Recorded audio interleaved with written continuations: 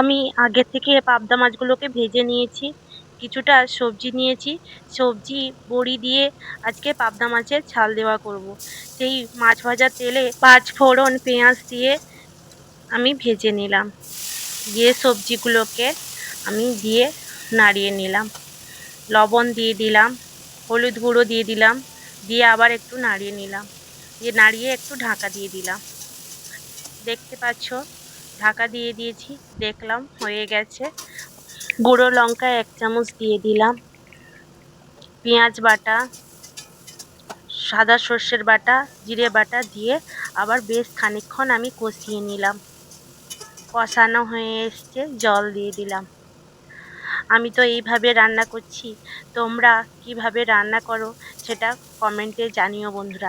একদিন তোমাদের সর্ষে পাবদাও করে দেখাবো।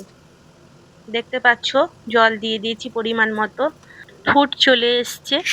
পাবদা মাছগুলোকে দিয়ে দিলাম, দিয়ে বড়িগুলো ভেজে রেখেছিলাম ওটাকেও দিয়ে দিলাম। তরকারি হয়ে গেছে, আমি ঢেলে নিই। যা গন্ধ বেরিয়েছে না বন্ধুরা, কি বলবো, আর এক পদ দিয়ে যেন খাওয়া হয়ে যাবে। তোমরা সবাই ভালো থেকো, সুস্থ থেকো।